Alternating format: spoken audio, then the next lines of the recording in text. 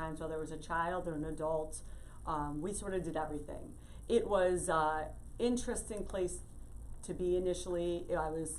I'd done those cases in Detroit, so I wasn't like a fish out of water, but this was all I was going to be doing. Okay, and so it was somewhat of a specialized unit, is that correct? That's right. And what is a specialized unit?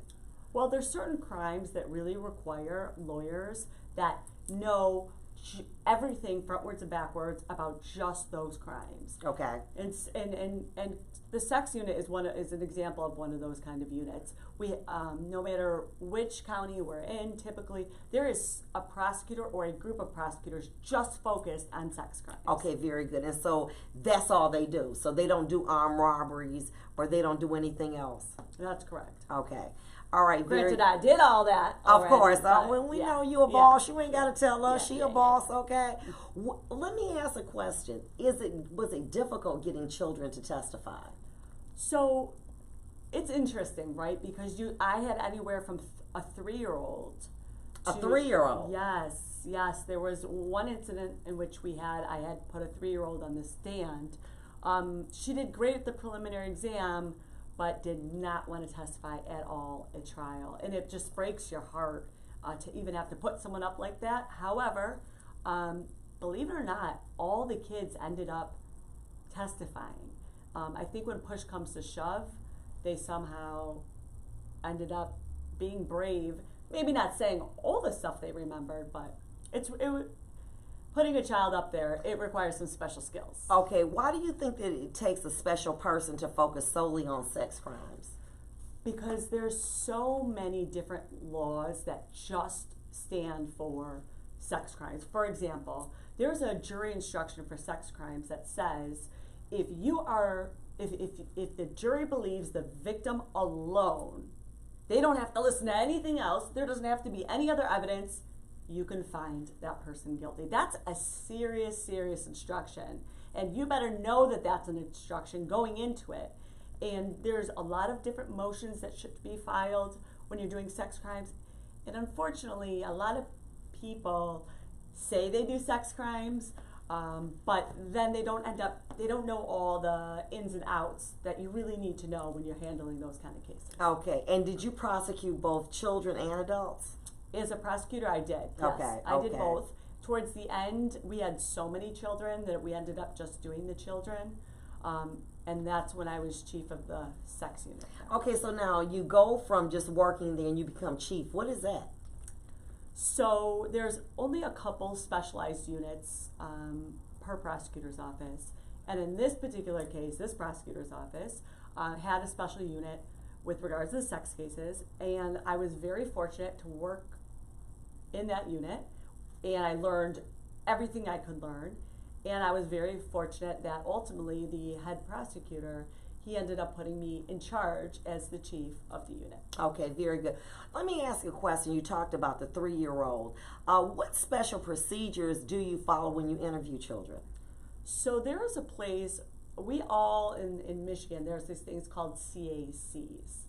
And what that is, they're child advocacy centers.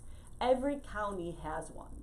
And what it is that's where children who are typically under the age of 15 go in order to talk to someone about what happened. Those people at those CACs are specially trained to ask questions of the children without suggesting what the answer could be. Okay. And that's important, is that correct? It's beyond important. Let me ask you this, as a chief, were you responsible for training other prosecutors? I was, Vonda. There was many people that would come in and out of the unit because it's not for everybody. Okay. It takes a special kind of person.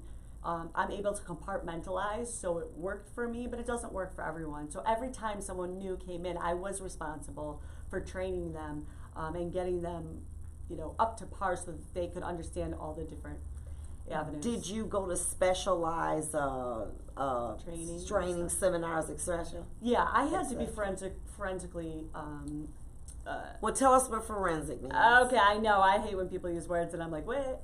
Okay, I had to be taught and trained how to appropriately talk to children. Okay. Believe it or not, there is a special way, there is a protocol that is followed in order to talk to children. In other words, you must use open-ended questions, you have to use the words that they use. A lot of stuff goes into those interviews, but there's a lot of power in those interviews because a prosecutor is not going to go forward unless and until the child at those CACs makes a disclosure. Okay, very good. Now, how many interviews would you say that you've conducted in your when you were a prosecutor? About just around Hundreds.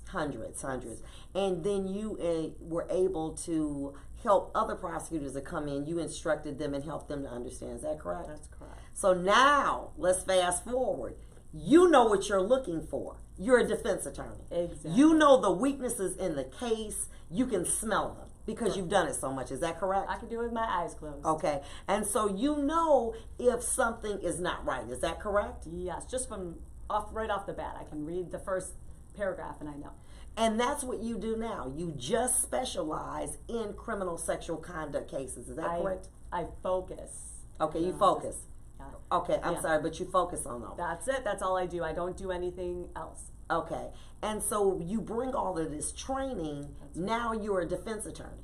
So if someone is charged with a criminal sexual conduct case, you're able to understand the dynamic more so than maybe a regular lawyer would know because of the years of training that you've had. Is that correct? I would like to believe that, yes. I mean, obviously, if someone ends up being, MD or is a I'm just PA. saying, right, exactly. Exactly. Okay, so now let's say, what is criminal sexual conduct? Okay. And what type of cases are they? All right, so criminal sexual conduct, there are 4 different charges typically that surround the criminal sexual conduct charges. And what they have to do with is 2 of them have to do with penetration. Okay. And 2 of them have to do with touching. Okay, very good. Now, which ones have to do with penetration? That would be 1 and 3. Okay. And what are the ones that deal with touching? 2 and 4. Okay, very good. And what is criminal sexual conduct first degree exactly? Okay, so there's a bunch of different elements that could rise the charge up to a criminal sexual conduct in the first degree. First and foremost is if there's allegations that the child is under the age of 13. Okay, and then CSC 1 also deals with adults. You got it. Adults as well. And the way it deals with adults and the way it comes up to a first instead of a third is if there's an added element. For example, it was committed while another felony was committed. Okay. Or there was injury to the complainant. That could rise it up to a first. Okay. And what about third? So the third has to do with when it comes to a child, it's between the ages of 13 and 15. Okay. If the child is age range is within that time, it would be a third as opposed to a first. Okay. And then the same thing goes with adults. We have I have had plenty of boyfriend, girlfriend, and or husband, wife. Someone claims that they were raped. That is a CSC third. There's no injury. There's no added felony, something to that effect. So it remains at a third. So now that's interesting. When you have these allegations where someone is married or they're in a relationship or they know a person, and then one person says, well, this person raped me. I didn't go to the hospital, but after maybe a week or so and, we're not in a relationship anymore, I just say, you know what, I'm going to go forward and I'm going to call the police. Do they automatically say we're not going to listen to it, or do they consider it? So that happened a lot when I was in the different prosecutors' offices. But what ends up happening is the prosecutors really focus on what's best for the complainant, the victim, and does that person want to go forward or not? And so sometimes with these boyfriend, girlfriends, they are mad. They want to go forward. They're angry about that. So what then happens? The person's actually charged. Okay. And that's when you got to call me because... And what's your number? My number is 248-505-5922. 29. Okay, very good. So when you're in a situation where there's an allegation of maybe some level of date rape, or someone says, well, we had a couple drinks and I woke up and I was violated sexually or something like that, those people need to call you. Is that correct? 100%. Okay, because let me ask this question of you. Yeah. And I know what I've seen in my courtroom, and I know what you've seen in the various courtrooms that you've been in. But can people be convicted of criminal sexual conduct, okay, without having any semen, without being able to go to the doctor, without just saying, look, I'm going to do this 2 or 3 months from now? Have you seen convictions like that? Vonda, it's insane. Yes. Okay. And I assume you have as well. Yes. And some that I was surprised. Right. Okay? Right. But it went to the skill of that lawyer. Agreed. And let me say this to you. I was able to determine or predict to some degree whether or not this was going to be a guilty verdict just based on the skill alone of that particular defense attorney. And even though the people have the burden of proof, the difficult thing is that you have to educate your audience just like we're educating our viewers. We're educating them, letting them know, because we're going to go into a little detail about examples so that they'll know and be able to share. But you know how to be able to do a roadmap. Would you say more or less than say someone who's not familiar with that? 100%. I mean, I literally just did this for someone because I consult on cases as well. And what's that mean? So a lawyer gets a CSC, criminal sexual conduct. Okay. And they call me and say, look, Nicole, I know how to do CSC cases, but I just want to have your perspective. I know you've been in, through this many times. So, hey, would you do me a favor and just take a look at this and tell me what your thoughts are? And I literally can just go paragraph to paragraph. This should be done. They never should have done this. And that's just from my years of experience, frankly. Because not only did you train lawyers, you also were able to be instrumental in training police officers to a certain degree. Is that correct? 100%, Vonda. I would tell them, and I don't want to take that away from them, but I would tell them how to do it or what to do, because they were looking to me for guidance. And because these cases are treated so different, I constantly had different investigators that would be on the different cases. And because of that, I'd have to train them. Well, a lot of times people will say, to me all the time, even before I left the bench and now, you know what, I don't need to pay a lawyer. You know what, that's okay. I'm going to take, I'm just going to see whoever they appoint me, and we'll just go with that. Forget paying a lawyer. Should they invest in these kind of cases?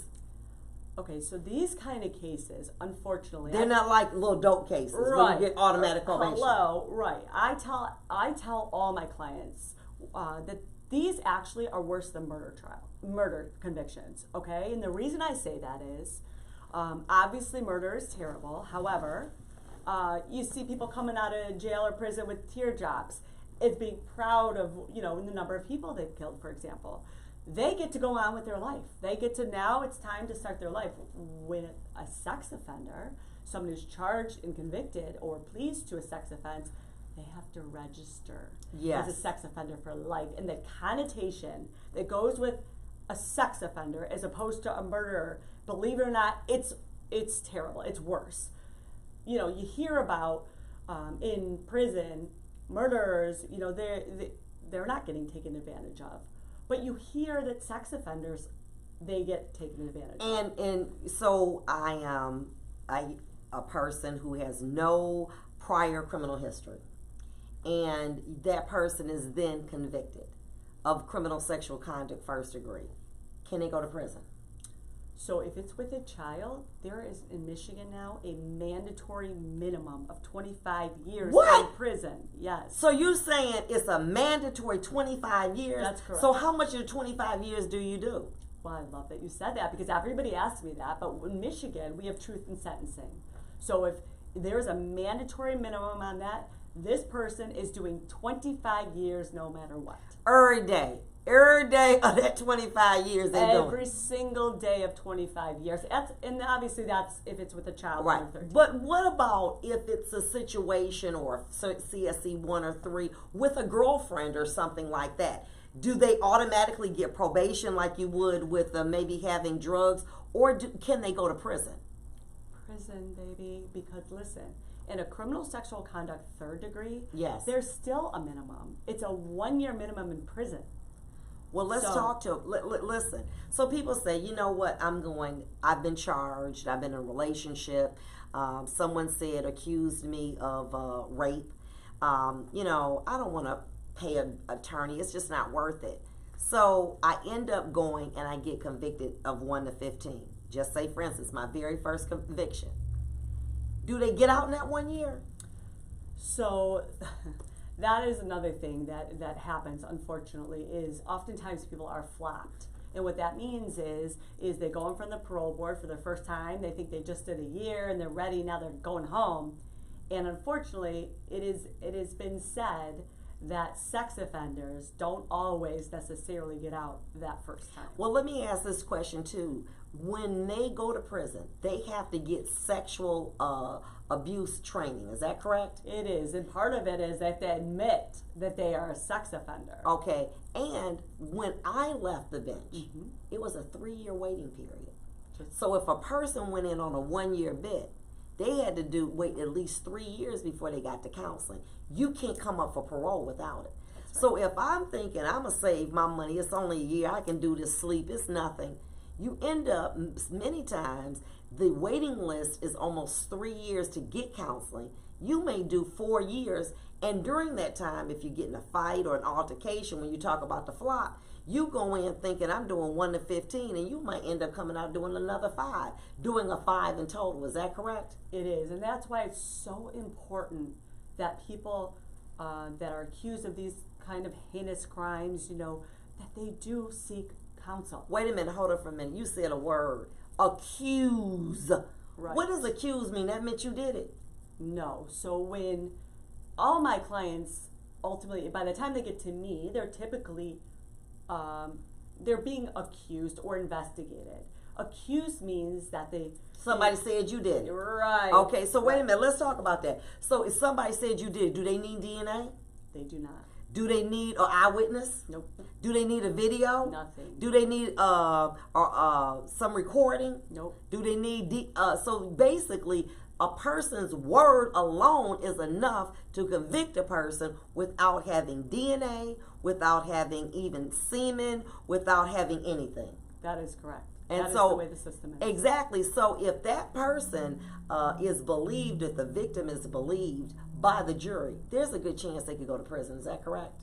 Yes. That's all the jury has to do is believe a victim. Okay. That's it. And that could send you to prison. Exactly. So when you say, you know, unlike a robbery, unlike, you know, a stolen car, unlike embezzlement, where I know that there's a great likelihood I get probation, we're talking about there's a great likelihood that they're going to go to prison. Is that correct? Yes. And so when you say, you know, this is something that you need to invest in me, not just to make sure that you get a good advocate, but to potentially keep you out of prison. Is that correct? Absolutely. How many people have you seen in your career, would you say, who are first-time offenders, who are working people, who have been accused and go to prison?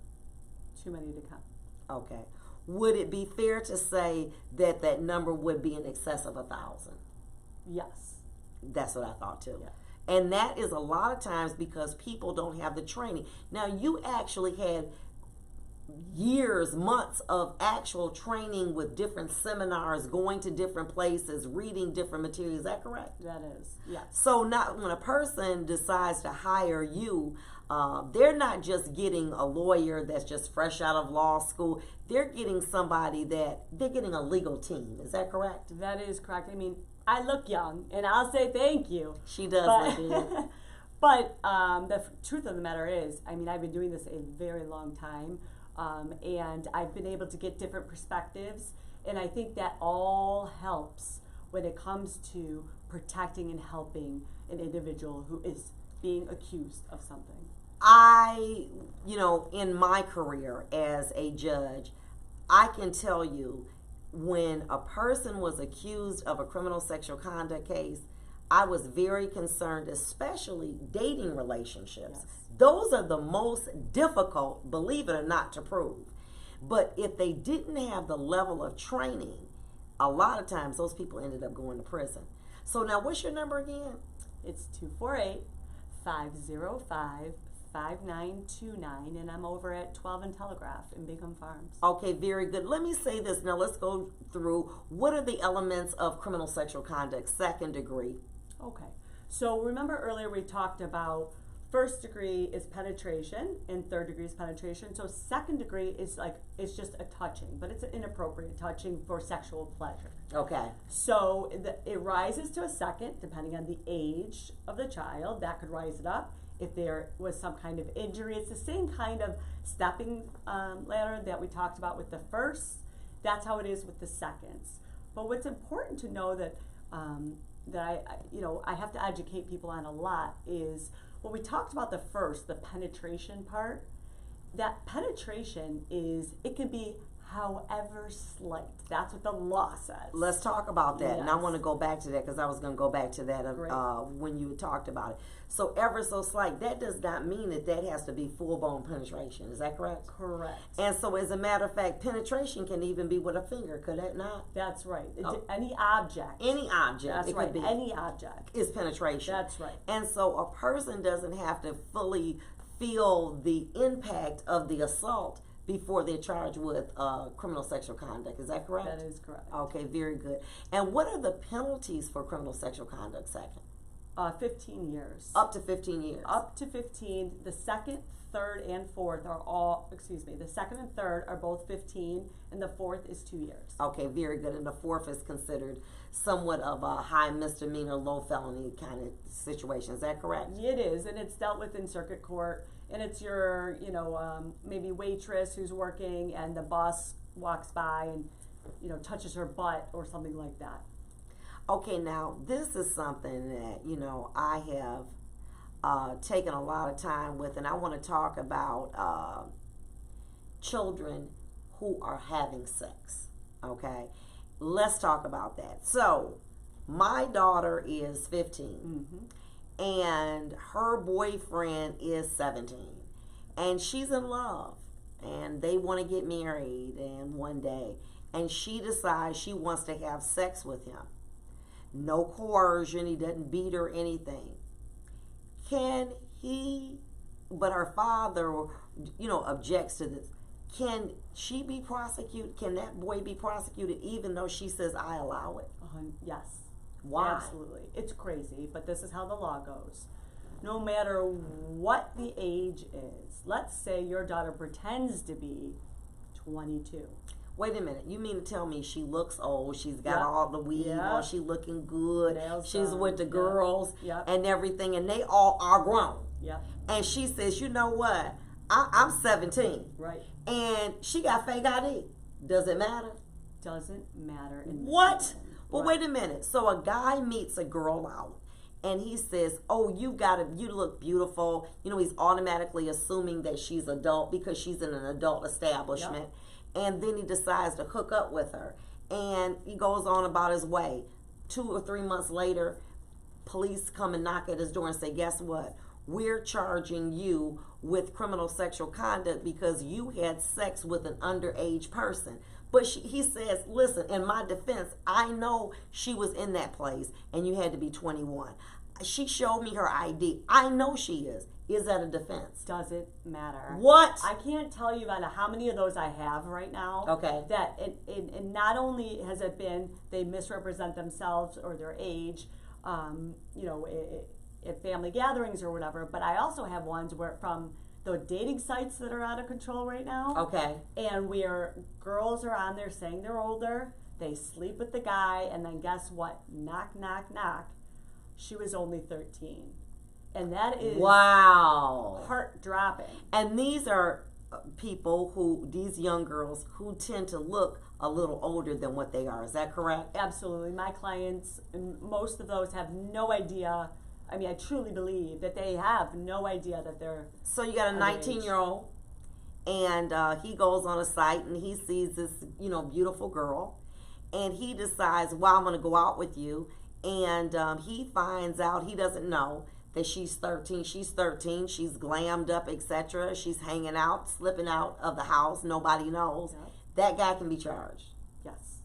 It does not Then you will matter. be. Wait a minute. But what if she says, I told him that I was a 17? Does it matter? Doesn't matter. What? Right. It's not a defense. That's what's so crazy. In Michigan, if anybody has sexual relations with anyone who ultimately really is under the age of 13 by their DOB, by their date of birth, that person can be charged. Wow. That's really a lot, you know what I'm saying? And so, wow. So, and it's happening a lot, especially with these dating sites. Yeah, it's happening a lot with the dating sites. It's even happening in high school. Okay. Because, you know, a freshman might date a senior, but the age-wise, if they have sex, he can be charged. Well, wait a minute. Hold on for a minute. Are you saying that if a freshman who is, say, 14 decides to date a senior, okay, and this is consensual sex, and meaning the girl goes over to the boy's house they can be prosecuted? Yeah, and let me tell you how it comes out. Because everyone thinks like, oh, the girl's not going to say anything. She's 14.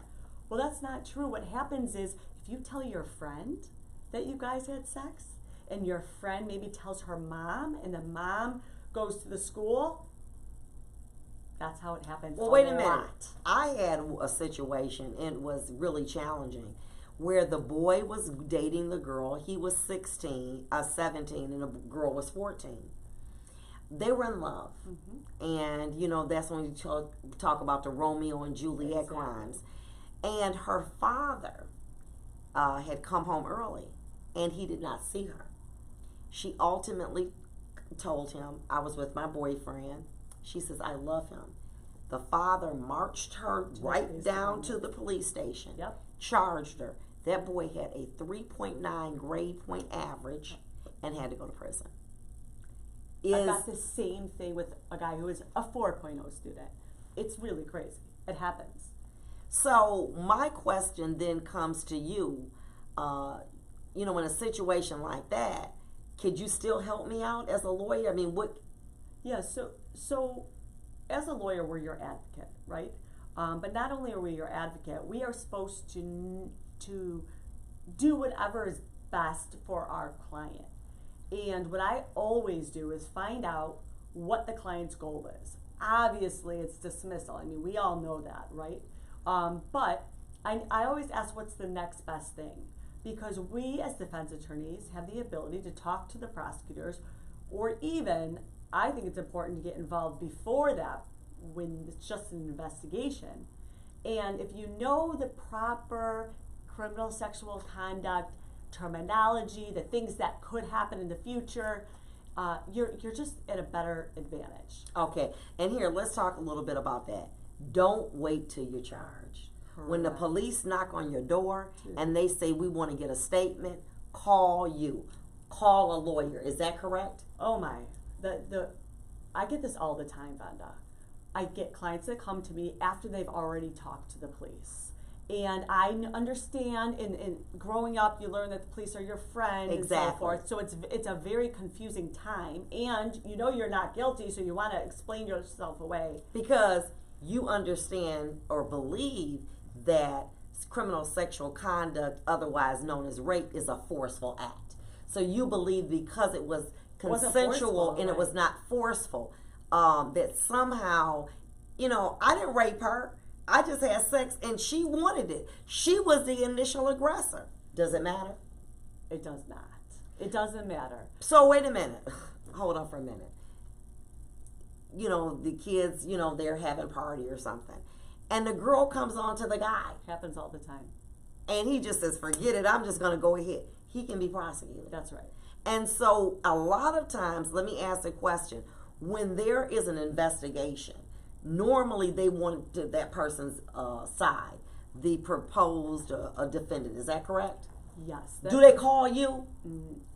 Before they make a statement or before they talk to the police? Some have learned. No, should they call you? They absolutely should. Why? Because what my role is at that point is, first of all, they should not talk to the police. Okay. Okay? I happen to know that, you know, I can't tell you how many clients go, well, he was so nice. So, you know, he totally was so sweet and he told me to come in the next day. I say, Listen, I was the one who used to tell them how to do that because they want to get you to talk. Whatever you say can be used and will be used against you in the future. Even if the police say, I'm just trying to get you a break, I'm trying to help you out. They all say that. What? They do. They do. And they So you're saying to me, if I'm a parent of a child who is under the age of 18, and say I have a child that's a male, and the police is listen, whenever you get a chance, we just want to talk to you about a situation that came up. I should not be going to call my pastor. I should be trying to call you. Right. And that number is 248-505-5929. But I got a question, Nickki. I call you. I must be guilty because I called a lawyer.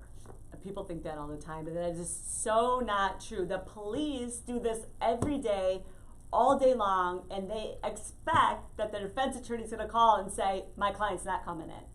So it doesn't have anything to do with guilt or innocence. It has to do with properly caring for you and taking you on the ride. Exactly. And let me ask this question of you too. Sometimes if those people the defendants don't make a statement, sometimes those cases don't get prosecuted. Is that correct? That is true. They can actually use their words against them. In other words, if a complainant comes in and says there was oral, and then you as a suspected defendant come in and you say, come on, we just had sex, they can add that on as a charge now because you've said something more than what she has said. What? So you got to be careful. So wait a minute, when these kids are around here talking about, you gave me brain or something like that, and then somebody, and he says, yeah, well, I liked having sex with you, then they could add a charge on to be just based on a text message or something from me? Oh, sure. So that's another thing they do all the time. You're going to go in there, they're going to ask to see your phone. What? Yeah. Why? Because they're going to look for the text messages and voicemails. They're going to look at all your social media. So, and they're pretty convincing. Is that correct? Because like you were telling me, you were a supervisor, a chief. You were trained in a way. They're trained too. Is that correct? Of course. And so therefore, you're coming in there believing that you're dealing with your friendly police officer, and they're really in there trained to want to make sure that they charge you. Is that correct? Yes. Even though they seem to be very nice. Yes. So what you should do is make sure that I call you, and then I say, then you make the decision. Is that correct? That's right. So if you call your attorney, obviously they got to call me. Okay. When it comes to the sex cases, I am the one who will intervene. I am the one who will talk to the detective. I am the one who can talk to the prosecutor. And that's important. You want to start at the ground level. And ground level means someone hears that there might be an investigation of someone sometime.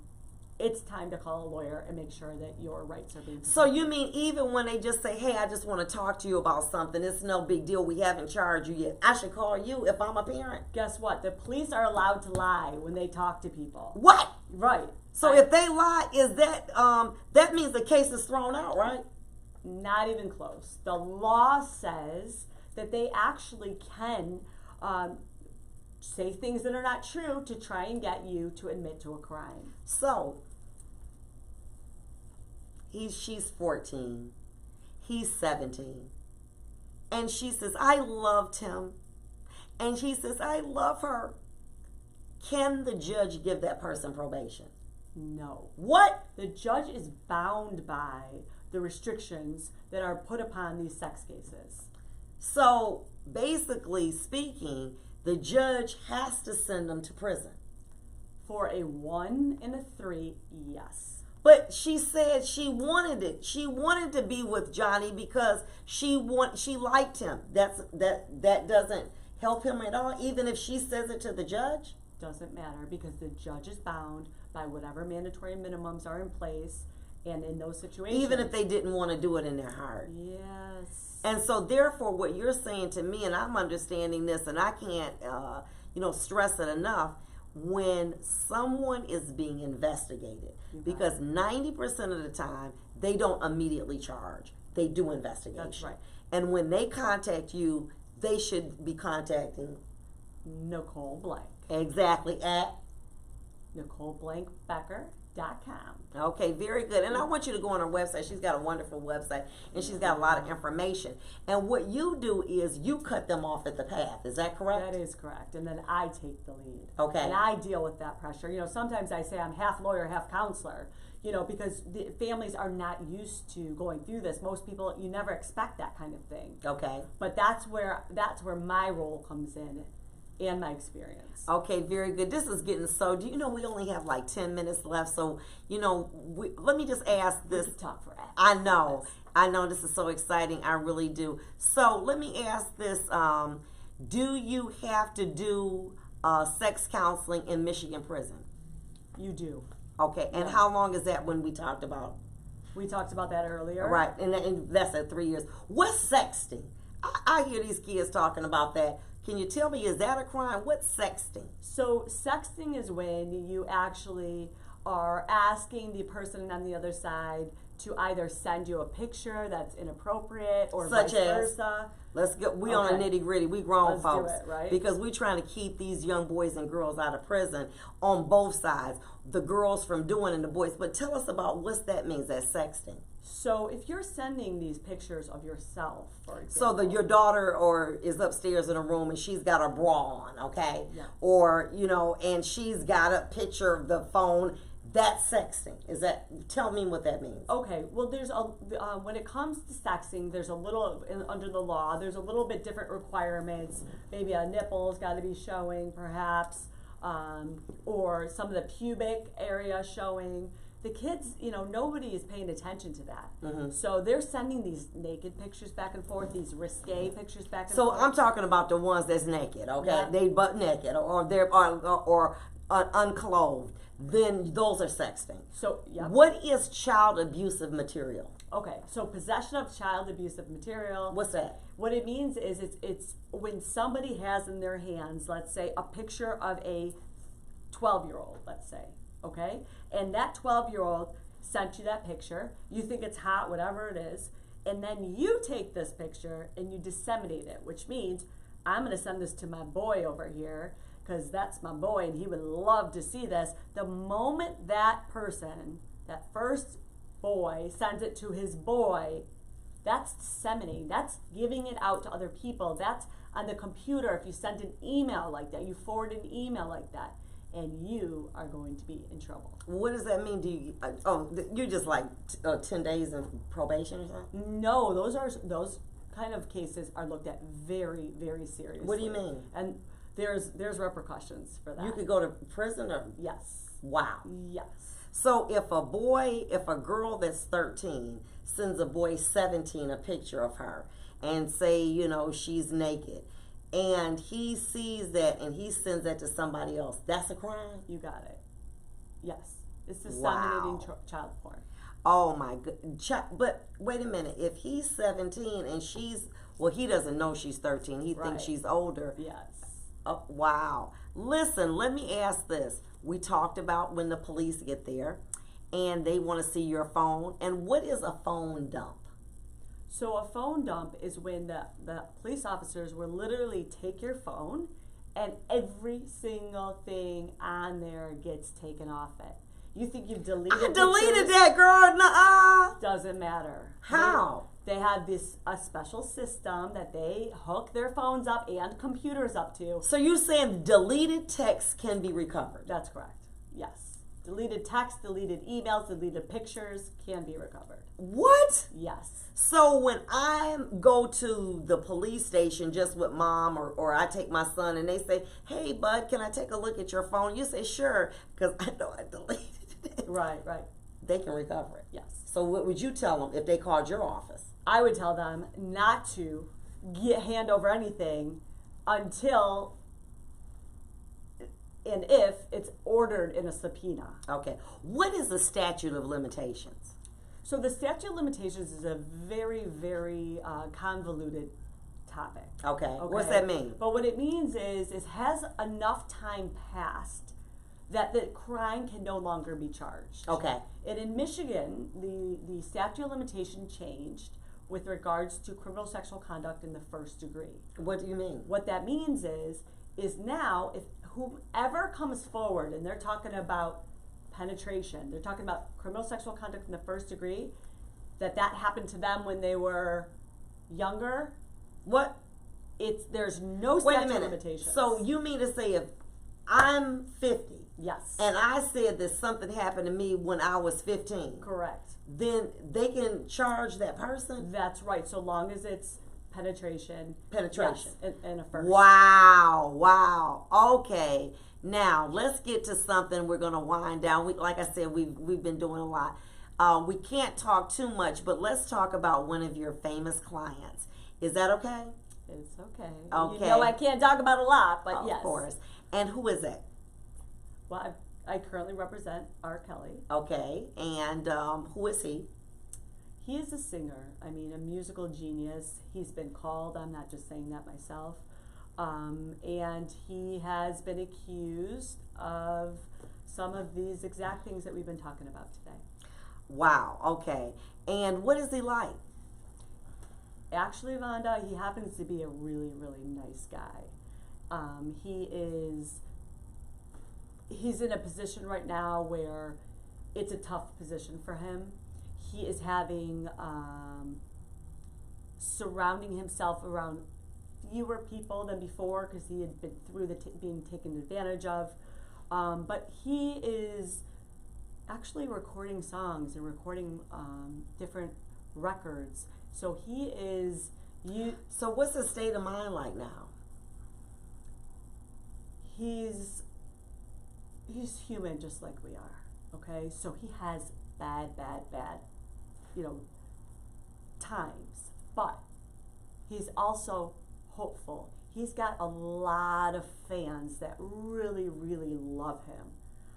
And they have surrounded themselves around him. And I think that gives him a little bit of faith. What can you say, if anything, about the alleged tapes? So the only thing I can say about the tapes, which we finally just received, okay, is what happened before we got the tapes. In other words, it's all in the public media. It's all been in the media. How many tapes are out there? Were there 3 tapes from Avenatti? Was there 1 tape that came from a man's box of VHS? So videos? These are not the same tapes. So the Avenatti tapes are not the ones that the man alleged that were in the box that he found some years ago? Right. Avenatti's tape that was turned over to CNN. Not the police. Right. To CNN, okay. And then turned over to the prosecutor. Okay. The prosecutor is what we understand. Okay. That is a supposedly different tape than the other 2 Avenatti has talked about, and Gloria Allred with her tape. Okay, all right. What do you know about the flood of calls into Fox regarding him having consensual sex with Rob? Okay, so Kim Fox is the head prosecutor in Cook County where he's being prosecuted. Okay. And what she did is there was no charges against Robert. However, there was this Lifetime show that was aired, and it was watched by several. As a result of that, Kim Fox, the head prosecutor, went to the public and, for lack of better words, solicited and said, hey, if anybody out there has been a victim of Robert Kelly's, come forward, and we're going to set up a separate hotline, and you can call in the hotline. And what ended up, now I say those actions were unique because typically, sure, if there's a crime down the street and we want to get to the bottom of it and find out who robbed the store, the police go on the TV and they say, wait a minute, this lady, the prosecutor, is this the same one that agreed, or her office, not the one that agreed, but her office is the one that dismissed the cases against Jussie Smollett? Yes, it is. What? Yes, there's the exact same office, the exact same prosecutor. That said that all the things that he did, the lies that he told, that was okay? Correct. Okay. So it's very convoluted. There's a lot But why a team of lawyers? If you didn't do it, why you have so many lawyers? Okay. So team of lawyers is important in this particular case. This case is really being handled differently than most of the cases where you just have a one-on-one with your suspect, the defendant, whatever it is. Robert is in a media world of it. Things haven't been done like this before, and what I mean by that is now with the social media and with the public persona that they've already basically found him guilty before anything has even happened in court. It's really important that he has people that specialize in different parts of this case to help him, because there's not just the criminal part. There's also a civil part that is going on. What do you think about how the media has portrayed him? So listen,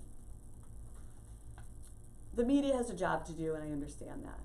And we live here in Michigan, so we don't have this, California stars or New York stars as much.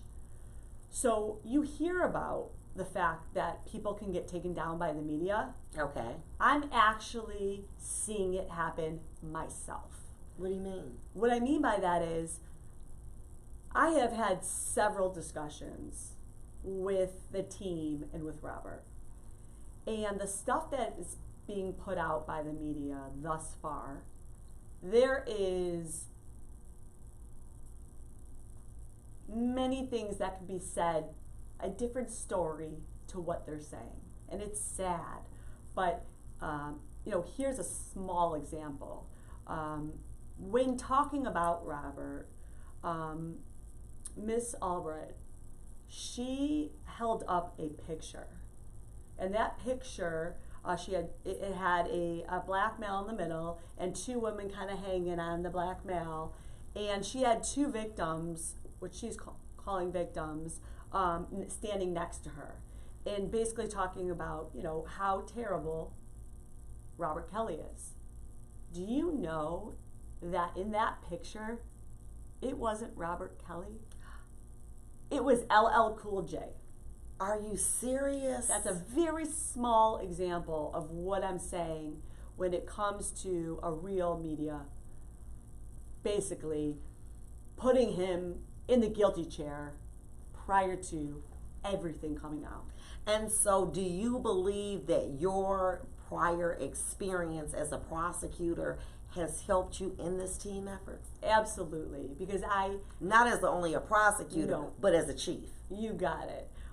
Absolutely, because I know what they should be doing or shouldn't be doing. I'm the one who used to tell the other prosecutors and how to do it, and I'm able to see through a lot of things that perhaps if you didn't have all that experience, you'd be able to see through it. Let me ask this question. You practice in Michigan. How are Yes. you practicing in Chicago? So if someone is watching this, Yes. can they hire you? Absolutely. It doesn't matter what state they're in. Are you serious? How? This is how it works. It's not like I took the bar in every state. Oh, wow. Right? I didn't know that.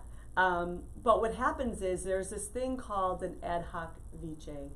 What that means in normal people's terms is that so long as there is a local lawyer who is on the case, and that doesn't mean they have to be doing the case, so to speak, but a local lawyer, if I'm able to go in front of the judge, do a motion to see if the judge will allow me to practice, it's under ad hoc vice, so long as I have a local lawyer. And in Chicago, that was easy because Steve Greenberg, the head of the whole team, he's from Chicago. So wait a minute. But what if we have a viewer that has a family member in Vermont, in Maine, and they say, listen, I need her on my grandson's case. I don't want him to go to prison. Can they call you? 100%. And you can go there? Yeah, easy. Yes. That's not an issue. So you mean to tell me somebody out of state, somebody out of Michigan, somebody in Illinois, somebody in California, somebody in Philadelphia, they can call you and you'll bring your experience to them? That's correct. Wow. And what's the number they call again? 248-505-5988. And let me just ask this one question, kind of to, bring it all together. You talked a little bit about, how the media is portraying this issue and these tapes. Is there a way that you have to be able to handle tapes?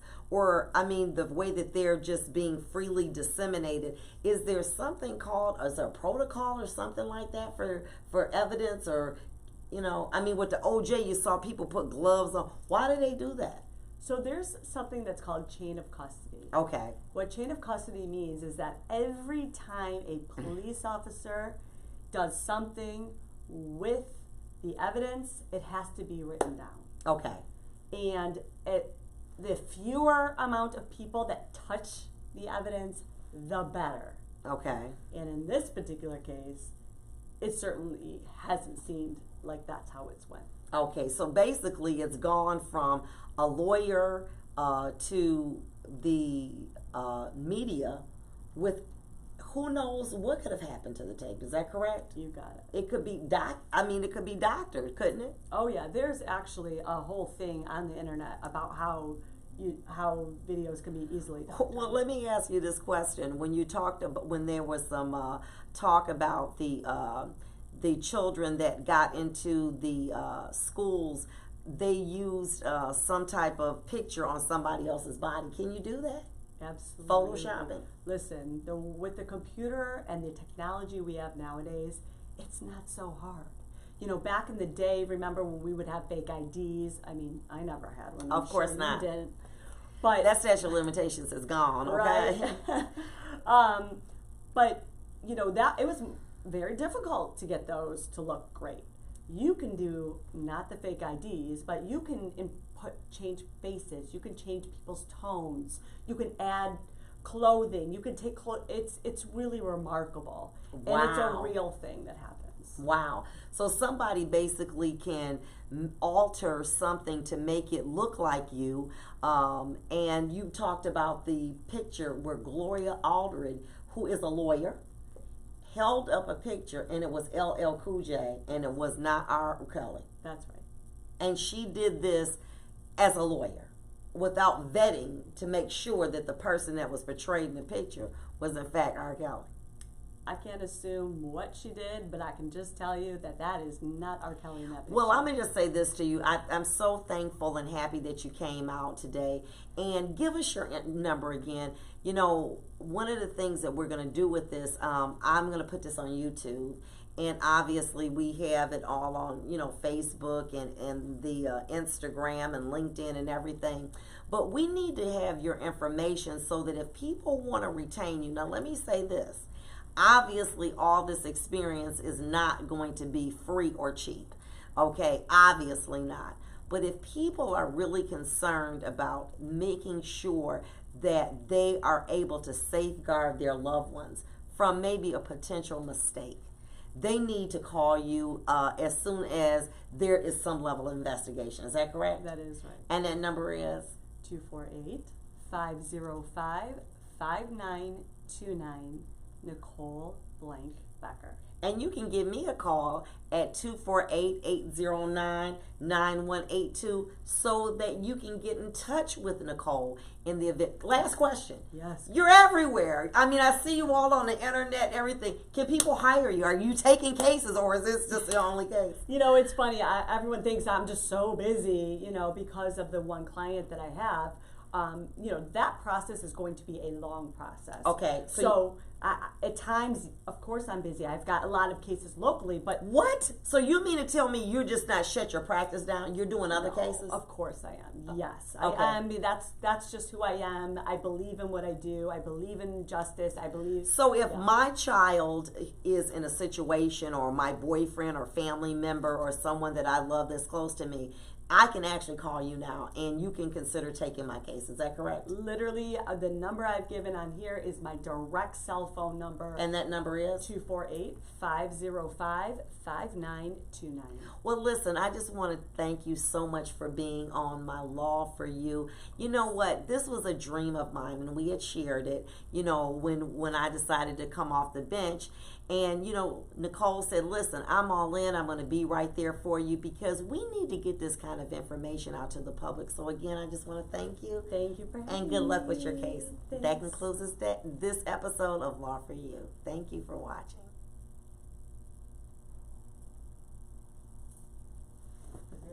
All right.